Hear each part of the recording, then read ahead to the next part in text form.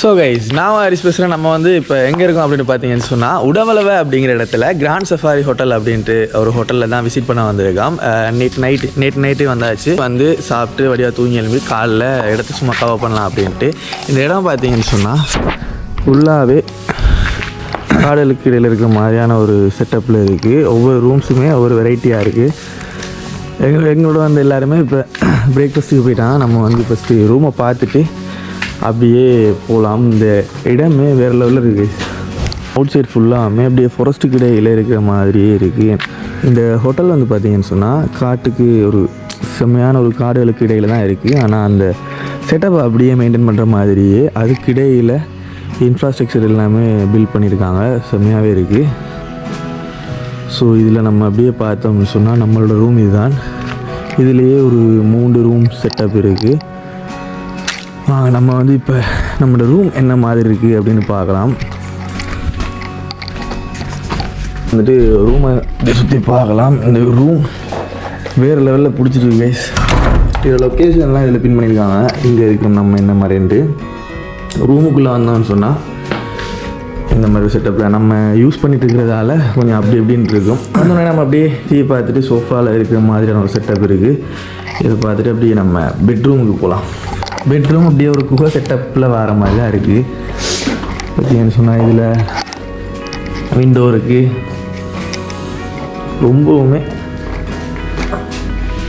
இது நம்ம தூங்கி எழுமினால எப்படி இருக்குது வேறு லெவலில் செட்டப் பண்ணியிருக்காங்க. பாரு ஹை. நம்ம வெளியில் பார்த்தோம்னு சொன்னால் அவுட் சைடு எல்லாமே தெரியும். வெளியே எல்லாமே அப்படியே காடு மாதிரியான ஒரு செட்டப்லேயே இருக்குது. ஸோ ஓகே,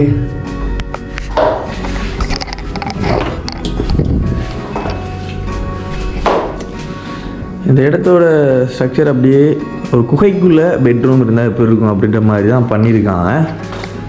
ரொம்ப அருமையாக இருக்குது.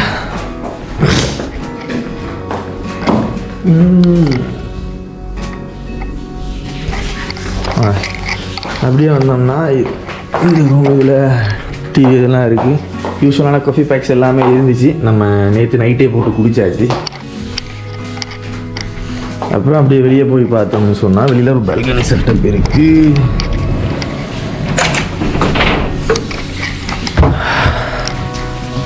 இது வந்து பால்கனி செட்டப். நம்ம வெளியே வந்தோம்டா இதில் தண்ணி ஓடிட்டு இருந்தால் இன்னும் செம்மையாக இருந்திருக்கும். மேபி சீசன் டைமுக்கு ஓடும்னு நினைக்கிறேன்.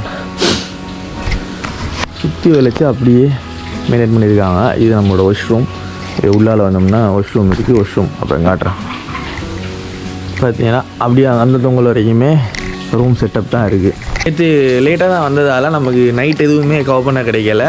நேற்று பூலில் குளித்து என்ஜாய் பண்ணிட்டு அதுக்கப்புறம் டின்னர் சாப்பிட்டு நைட் சாப்பாடு சாப்பிட்டு வந்து தூங்கவே சரியாக இருந்துச்சு.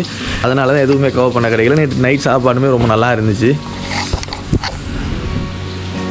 ஸோ அப்படியே நம்ம இப்போ பிரேக்ஃபாஸ்ட்டுக்கு தான் போகிறோம். பிரேக்ஃபாஸ்ட்டுக்கு போயிட்டு ஹோட்டலில் என்ன மாதிரி இருக்குது அப்படின்ட்டு, இந்த ஹோட்டல் சரௌண்டிங் வெளியில் என்ன மாதிரி இருக்குது அப்படின்றத அப்படியே போய் பார்க்கலாம். அது மட்டும் இல்லாமல் இங்கே பாருங்கள்,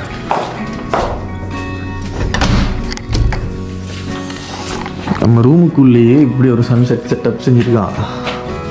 மழை பெஞ்சு அப்படியே சோன்னு வரும். ரூமுக்குள்ளே இருந்தே இந்த மழை பெய்கிற செட்டப்பை என்ஜாய் பண்ணலாம். நைஸ்ல.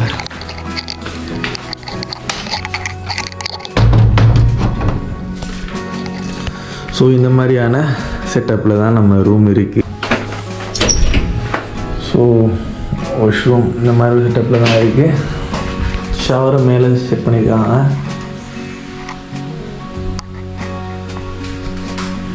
மிக்சரான பேக்ஸ் எல்லாம் இருக்குது. ஹேர் ட்ரையர் இருக்குது.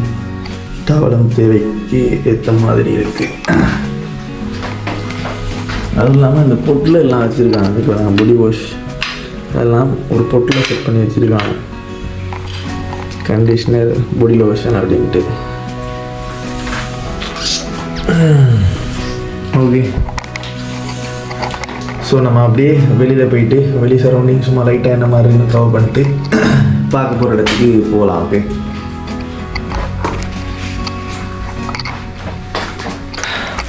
ஸோ கைஸ் நம்ம வந்து அப்படியே வெளியில் போயிட்டு பிரேக்ஃபாஸ்ட் எடுத்துகிட்டு வெளியில் என்னென்ன இடம் பார்க்க போகிறோம் அப்படின்றத அப்படியே தொடர்ந்து பார்க்கலாம் நமக்கு.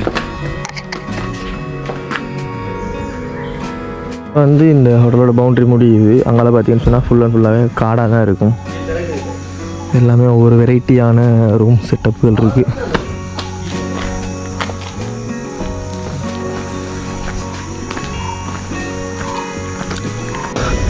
இதுதான் வந்து ஸ்விம்மிங் பூல் செட்டப். நம்ம இதுதான் நேற்று குளிச்சு ஃபன் எடுத்துருந்தோம்.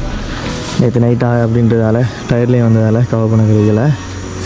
இதுதான் பூல் செட்டப். இது வரைக்கும் கிட்டத்தட்ட 3.5 அடி இருக்குது. அந்த லைனுக்கு அங்கால 5 அடி வரைக்கும் இருக்குது.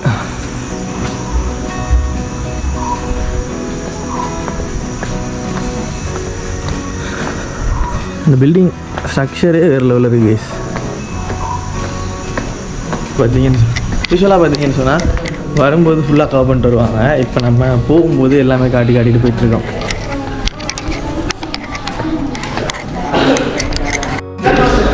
ஆக்சுவலாக வந்து இதுதான் வந்து லொபி ஏரியா. ஸோ இந்த மாதிரி ஒரு பிரிட்ஜு கடந்து தான் நாங்கள் போகணும். இந்தியாவில் சைடு தான் நம்மளோட ரூம் இருக்குது. இதுதான் இப்போ லொபி ஏரியா நம்ம கடந்து வந்திருக்கோம். இதில் அந்த தண்ணி ஓடிட்டு எவ்வளோ செம்மையாக இருக்குது மாறு மாதிரி பார்ப்போம்.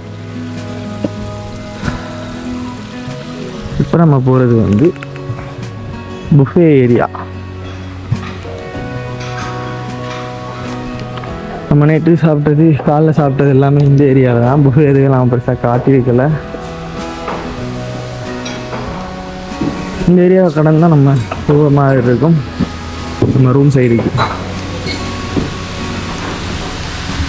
இதுதான் வந்து என்ட்ரன்ஸ். நேற்று நைட் டிஜே பார்ட்டி எல்லாமே செம்மையாக நடந்துச்சு. முன்னூறு பார்த்தீங்கன்னு சொன்னால் நீர்வீழ்ச்சி மாதிரியான ஒரு செட்டப் ஒன்று போட்டிருக்காங்க.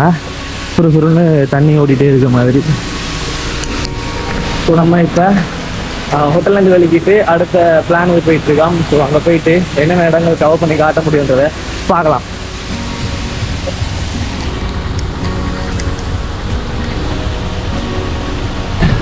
ஸோ நம்ம இந்த வீடியோ முடிக்கும்போது தான் இந்த இடத்தோட என்ட்ரன்ஸுக்கே வாரம். இதுதான் கிராண்ட் உடவல சஃபாரி ரிசோர்ட். ஓகே.